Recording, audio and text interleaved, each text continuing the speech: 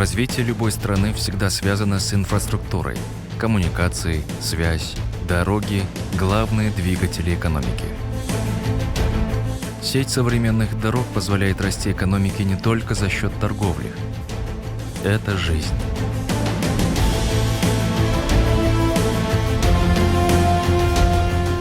В труднодоступных регионах дороги – это связь с большой землей, качественные услуги, медицина, образование.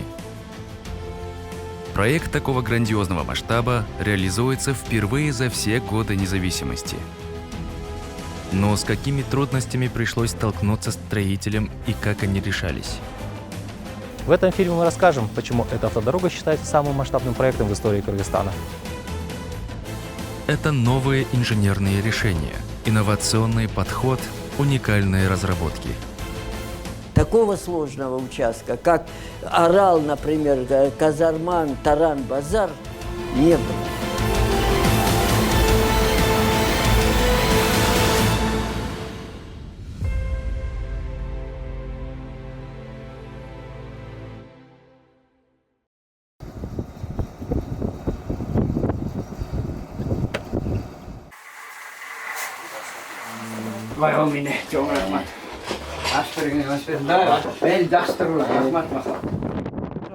Мурунку жолду көрүп атасың.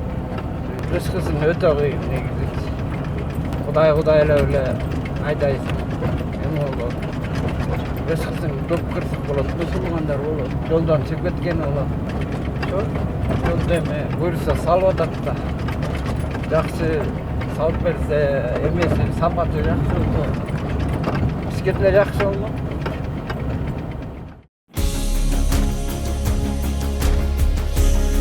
О необходимости дорог высокого качества говорят все, от местных властей до жителей. Население устало тратить много времени на дороги и зависеть от погодных условий, из-за которых дороги закрываются. Старые дороги изжили себя и подвергают опасности жизни людей.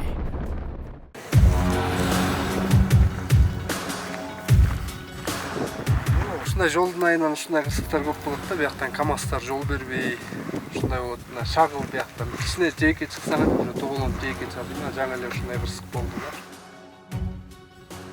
Поэтому завершение строительства дороги Север-Юг страна ждет едва ли не с замиранием сердца. Необходимость ее строительства объясняется тем, что единственная внутриреспубликанская существующая трасса Бишкек-Ош сегодня не справляется с растущим транспортным потоком. Эта трасса до сих пор является единственной наземной артерией между севером и югом страны. Поэтому очень важно иметь альтернативные пути для связи между регионами. Строительство альтернативной автодороги, которая получила название Север-Юг, имеет важнейшее социально-политическое значение. Она объединяет в единое целое всю территорию страны. Строительство такой магистральной дороги даст не только импульс, скажем, макроэкономический, увеличение ВВП страны. Это повышает стоимость районов, которые расположены вблизи этой трассы. Они получат, скажем, большой толчок для экономического развития. Вблизи этой дороги расположены месторождения, стоимость которых также повысится. По альтернативному варианту трасса, соединяющая города Джалалабад и Балыкчы, будет на 300 километров короче трассы Бишкек-Ош.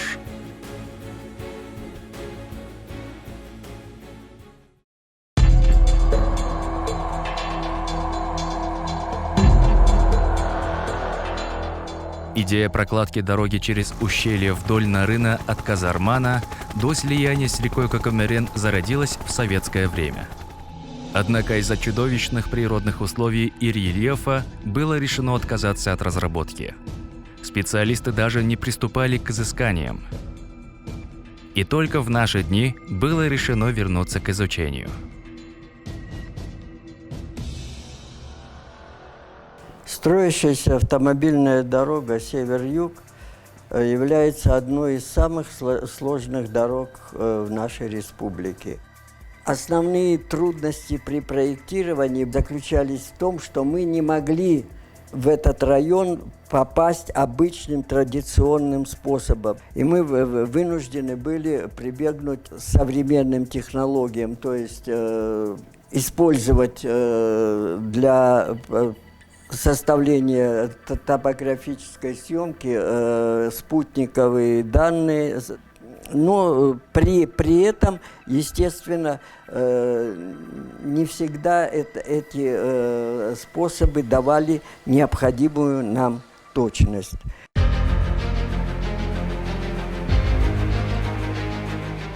При этом необходимо было учитывать, что трасса должна быть проложена в местах, где в будущем планируется построить две мощные гидроэлектростанции. Это Камбаратинская ГЭС-1 и Тогуставская ГЭС. Соответственно, часть земель будет отведена под водохранилище. Поэтому необходимо проложить дорогу выше зоны затопления.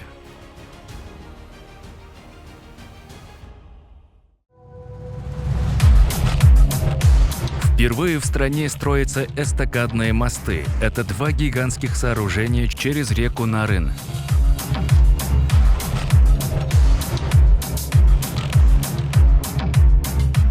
Впервые за последние 60 лет строится тоннель.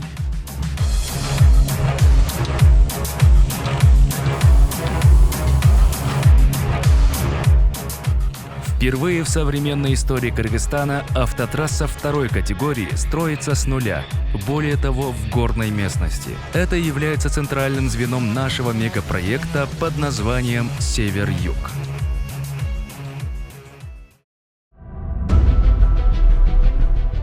Строительство дороги – это масштабные работы. Почти половина дороги строится в диких и нетронутых человеком местах. Строители проходят через мощный Ферганский хребет, усмиряют бурные воды Нарына, покоряют десятки километров горной местности с высокими скалами. Власти страны понимали, что уровень строительства сверхсложный.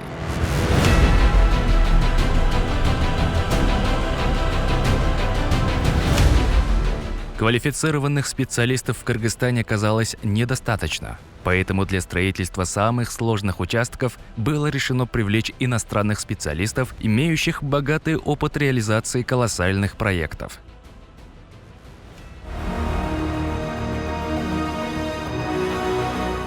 Компания с мировым именем China Road and Bridge Corporation работает в 54 странах мира. Свою деятельность в Кыргызстане компания ведет уже давно. Ключевые технические специалисты имеют многолетний опыт работы в нашей стране. В течение 18 лет эта компания уже выполнили очень много проектов, они много строят.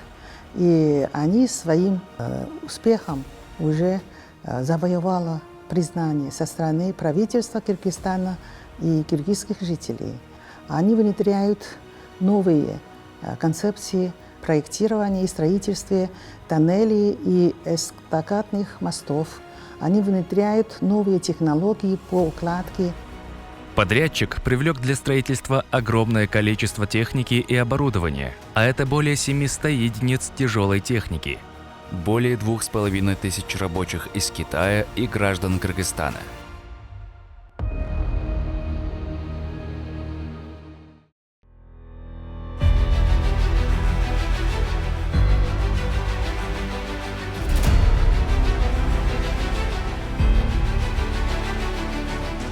Проект «Север-Юг» изначально был разделен на несколько фаз.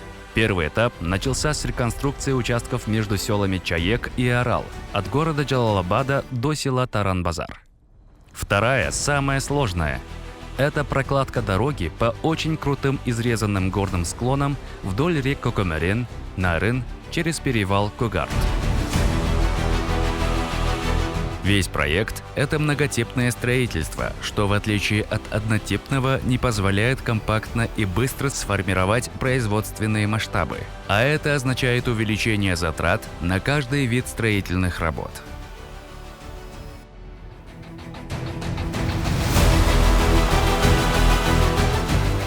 Многотиповое строительство подразумевает проведение работ и возведение крупномасштабных сооружений в различных природных и инфраструктурных условиях. Это дорога через горы, перевалы, реки. Каждый участок требует особого подхода. Главный инженер Ибрагим Осоров на примере одного участка расскажет, с какими трудностями сталкиваются рабочие. Вот мы сейчас стоим на 253-м километре нашей дороги второй фазы. Это вот самый сложный участок на нашем участке. Когда мы начали строить эту дорогу, здесь вообще дороги не было. Ответственно искала это. Даже тропы не было, подойти невозможно было. Мы со стороны, обратной стороны горы построили технологическую дорогу. Технологическая дорога тоже очень сложная была построить, поскольку рельеф тоже очень сложный. От верхней точки до уровня реки сколько метров? Метров 300, больше. И из них мы 128 метров понизим и строим дорогу нашу. Ну, насколько сложно данный участок, можно сейчас заметить, вот, наблюдав за этим обрывом. Да? Вот вертикальный откос, глубокий самый обрыв. Вот это все очень большое затруднение, большая сложность. Да, вот она. Видели, как вертикальный откос все это ушло, да? Ну, очень сложный участок рельеф. А вот сколько метров сейчас до реки? До реки метров 200 будет сейчас. И вся эта дорога, получается, строилась таким образом. Почему мы вот высоко пошли строить эту дорогу на такой высоте? Вот когда начнут строить здесь, уровень воды здесь поднимется. Поэтому от того и мы ушли на такую высоту, на такую сложность пошли.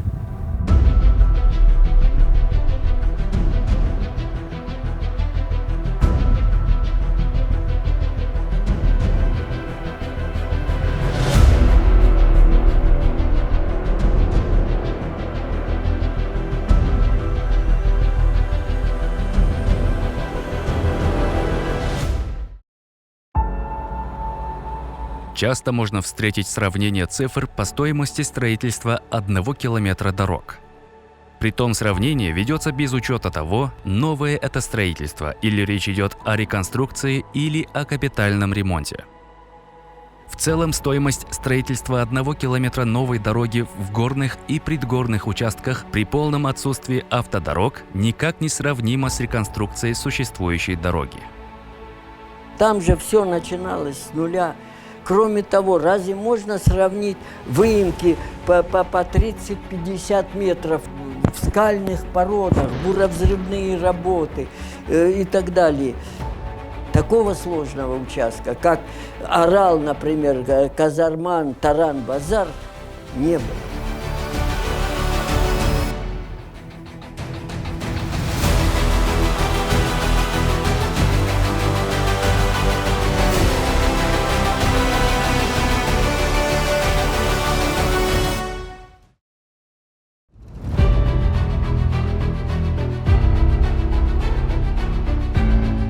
Параллельно инженеры начали проектировать тоннель и 2 моста. Оба проекта мегамасштабные для Кыргызстана.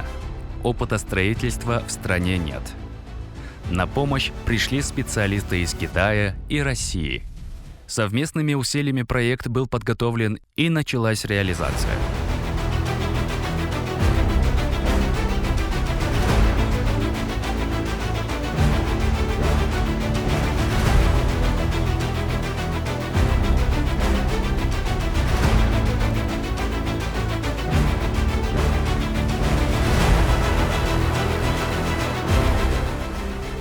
Посмотрите вниз.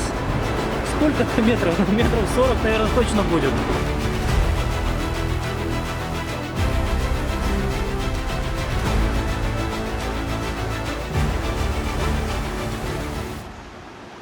Да, этот мост, можно сказать, уникальный, потому что нет аналогов даже не то, что Кыргызстан у нас, а даже в Средней Азии нет такого моста.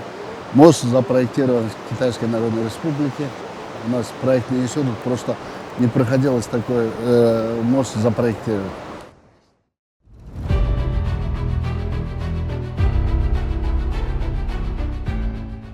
Почему было решено построить именно мосты, не тоннели? Да, вначале рассматривался вариант со строительством тоннелей, то есть не пересекая реку, вот, он должен был проходить по правой стороне реки Нарын. Там планировалось 2 туннеля, строительство 2 туннелей. То есть это именно через Да, эти вот, скалы? Да, вот в этом месте примерно. Но проектировщики, взвесив все плюсы и минусы, посчитали, что оптимально будет построить эстакадные мосты. Насколько было сложно устанавливать опоры? Но мы сталкивались с определенными сложностями. Наибольшая сложность это была вот именно в русле реки.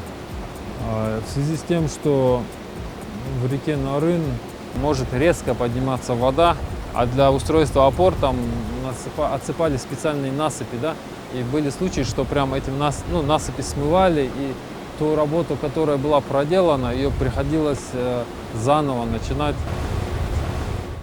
Длина первого моста составляет 1076 метров, второго – 396 метров. Ширина проезжей части 11,5 метров, предусмотренной по 2 тротуара шириной 0,75 метров. Также на мосту предусмотрено освещение.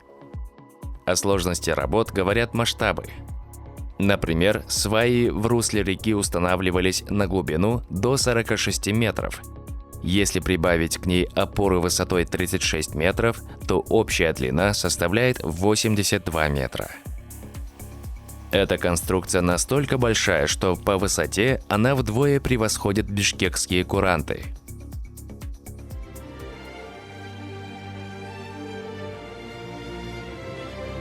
На втором мосту на сегодня бетонные работы завершены на 90%. Готовы опоры, уложены все балки. Осталось устройство проезжей части, защитных ограждений и освещения. На первом мосту бетонные работы завершены на 70%. Мостостроители завершают возведение опор. При этом параллельно ведется монтаж балок на готовых опорах. Монтаж балок – довольно ответственный процесс. Здесь необходима ювелирная точность. Балки отливаются на специально подготовленном полигоне. К строительной площадке их доставляют на балковозе. Это специальная машина, состоящая из 2 частей. На месте монтажа установлен консольно-грузовой кран грузоподъемностью 180 тонн. Он рассчитан на пролеты длиной 20, 30 и 40 метров. Кран может перемещать балку как в продольном направлении, так и в поперечном, что позволяет с точностью установить ее проектное положение. Каждая балка уникальна. Их длина составляет от 20 до 40 метров, а вес каждой из них может достигать 150 тонн.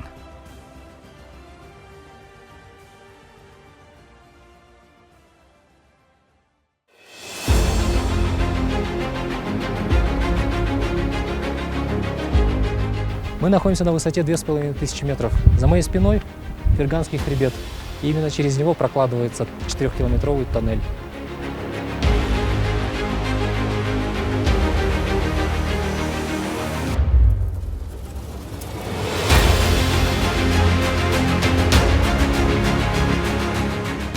Еще одна сложность – бурение тоннеля через Ферганский хребет.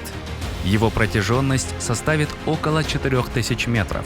Тоннель расположен на высоте 2520 метров над уровнем моря. Он станет самым крупным в стране. Он длиннее и шире тоннеля на перевале Туашу. Он и длиннее, шире, двухполосный, двухскатный, оборудован вентиляцией, камерами уширения и противопожарными средствами. То есть будут камеры, где будет размещены противопожарное оборудование. Сложно ли было проектировать такой тоннель? Сложно. Сложно. Дело в том, что у нас тоннель проходит через Ферганский хребет. А Ферганский хребет очень малоизученность Ферганского хребта. То есть геология и гидрогеология не изучена практически. Проектирование было выполнено по справочным материалам, по подобранным Киргиздортранспроектом. Параллельно автодорожному тоннелю мы строим сервисную штольню, то есть отвод воды, бурение дренажных скважин и как бы запасные эвакуационные пути. Между штольней и тоннелем у нас 13 сбоек, через которые будут идти эвакуационные пути в случае аварии в тоннеле. Несмотря на все трудности строительства, этот тоннель обещает быть современным и безопасным, а также одним из масштабных строительных сооружений за последние годы.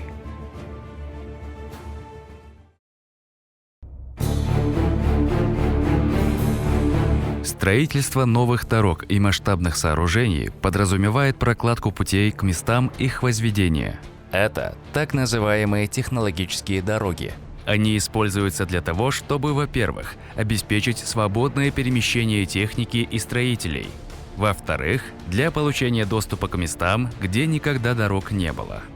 Это кровеносная система дорожного строительства, важные артерии для доставки необходимых материалов для бесперебойной работы. В горных условиях при строительстве 1 километра дороги прокладываются несколько километров технологических дорог. Трудности были отсутствие дорог. Доставка техники очень затруднен был, пока устроили вот эту пионерную тропу, временную дорогу. И вот здесь очень много временных дорог мы построили. Это называется технологические дороги. Более 150 километров. Хотя мы в оплате включили 52 километра, контрактом пересмотрели, но они больше 100 километров за свой счет построили временные дороги. Несмотря на то, что такие дороги временные, они играют самую важную роль при доставке материалов. А это тысячи тонн грузов каждый день. Испытывая невероятные нагрузки и облегчая тяжелые работы, после окончания своей миссии эти временные дороги исчезают.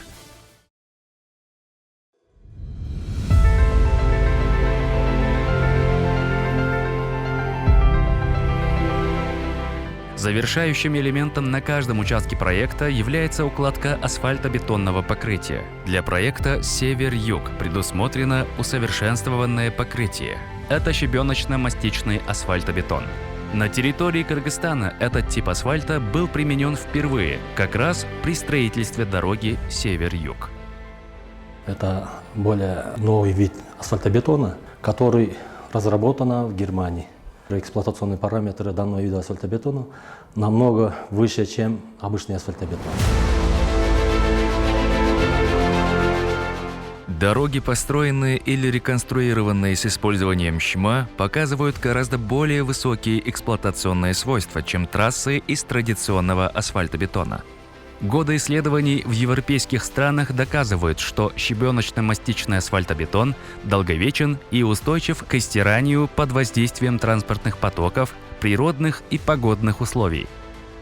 Сейчас строительство идет именно в более климатически сложных, суровых условиях. Это в районе села Казарман, там перевальные участки или вот, где дождевые, снеговые воздействия больше. Там рекомендовала данный вид асфальтобетона прекрасно.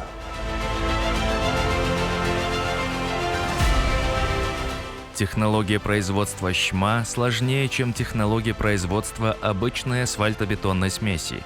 Соответственно, производство ЩМА обходится дороже.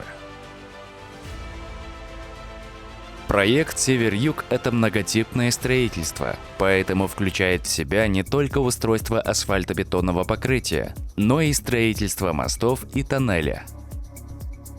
А для этого необходимо проводить больше лабораторных испытаний материалов. Как вы знаете, основой любого производства является качество, а чтобы контролировать качество, обязательно нужна лаборатория. В строительных лабораториях проводятся испытания и анализы материалов на соответствие стандартам и проектным требованиям, например, по прочности, истираемости или морозостойкости. Это и щебень, и гравий, бетон, асфальтобетон, арматура и другие материалы. Для оптимизации работы при строительстве автодороги Север-Юг подрядчик установил лаборатории на каждом участке, оснастив их дорогостоящим оборудованием для проведения работ по международным стандартам.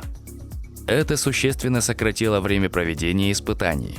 Работникам нет необходимости доставлять пробы в Бишкек или отправлять их в ближнее зарубежье, теряя при этом время. К примеру, климатические камеры. Сегодня они единственные в Кыргызстане.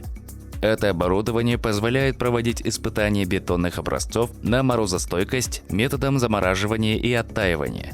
Температура в камере опускается до минус 50 градусов. В обычных условиях образцы бетона проходят проверку и испытания на прочность и морозостойкость в течение 12 месяцев. Использование таких камер позволяет сократить время в 3-4 раза до 3-4 месяцев. Это не только экономия по времени, но и по финансовым затратам.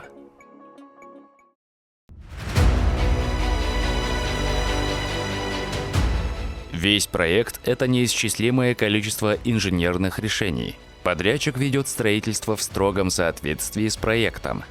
Тем не менее, в ходе строительства порой возникают всякие непредвиденные случаи и встают новые задачи, из-за чего идет задержка строительного процесса. В таких случаях нужно время для подготовки расчетов для быстрого принятия проектных решений. Консультанты изучают вопрос, проектировщики вносят соответствующие корректировки. При этом для ускорения принятия решений подрядчик оказывает посильное содействие с учетом своего опыта работ, который был применен в других странах. Такие случаи могут быть из-за различных стандартов строительства у заказчика и у подрядчика. Чаще всего некоторые участки подрядчику приходится перестраивать за свой счет. Поэтому представители компании-подрядчика считают, что в некоторых случаях необходимо обсудить разделение ответственности по рискам между подрядчиком и заказчиком, проектировщиками, консультантами и другими надзорными организациями. Кроме того, бывают трудности по причине инфраструктурных условий, сложной логистики при доставке необходимой тяжелой техники и оборудования. Например, строительство тоннеля началось только после того, как были пробиты десятки километров дорог в горной местности.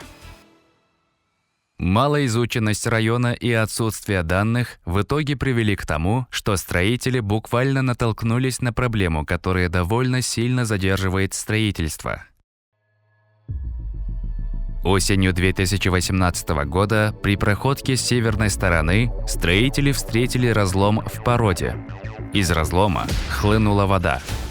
Несмотря на принятые меры, даже спустя год строителям пока не удается остановить поток. Было совпадение, это было 4 ноября. Как раз подошли к месту разлома, сходит лавина. Сломала опоры высоковольтные, оборвала кабель, который подходит к тоннелю, обесточила тоннель и штольню. И поэтому ребята прекратили работы, давай откапывать все, восстанавливать. Только восстановили, сходит 2-я лавина и 3-я лавина. И они, приостановили все работы. Недавно было совещание здесь, нашли сейчас самую современную технологию, которую применим для закрепления этого вывала. Вот вы видели, типа пены.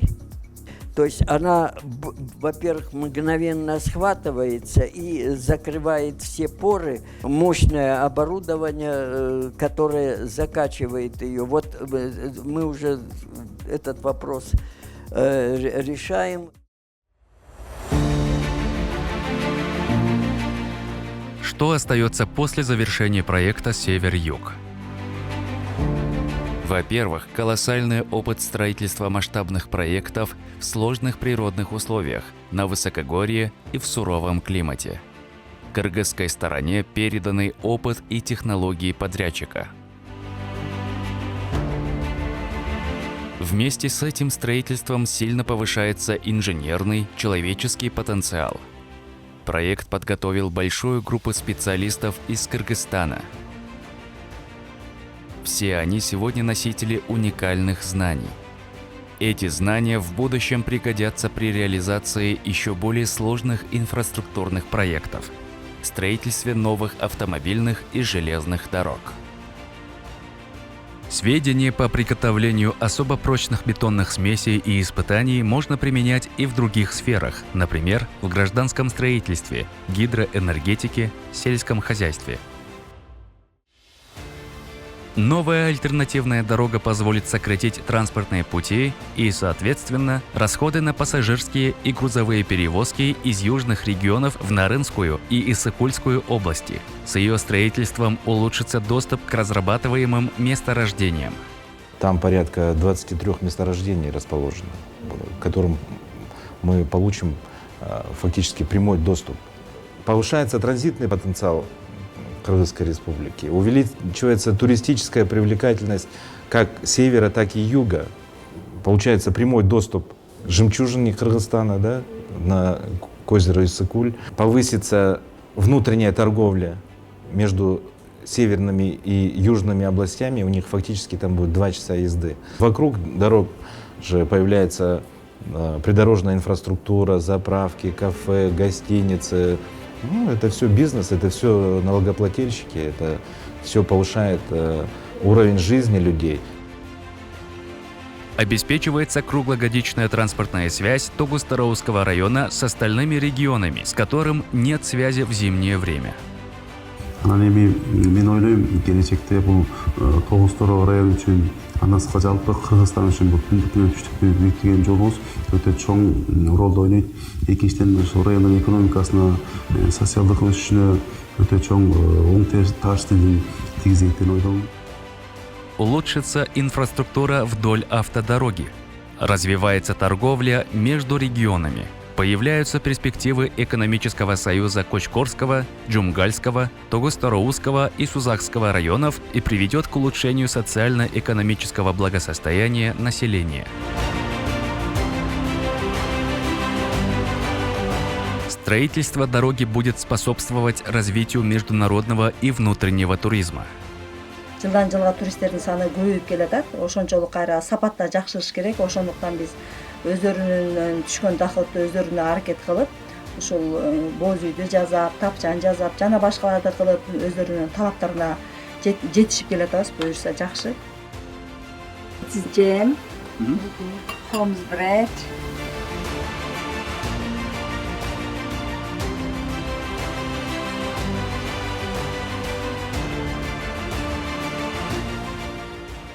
Жол жабылып калган күндөр деле болот. Жолдо деле калабыз. 1 суткалап, 2 суткалап калабыз. Жумалап калган күндөр болот. Ошондо деле элде ушу бизге окшогон коммерсанттар көп. Ошолор менен баарыбыз милдеттүү эле элде ошо продукт менен камсыздоого аракет кылып жатабыз. Эми жаңы жол ачылса, тем более жакшы болуп калат го дейм. Товарды арзандап кылат болуш керек.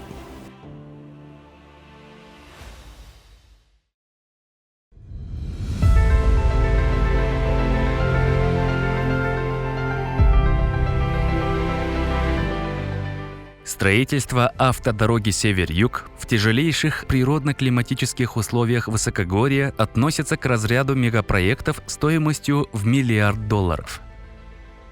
Основную часть средств, а это 700 миллионов, выделило правительство Китая.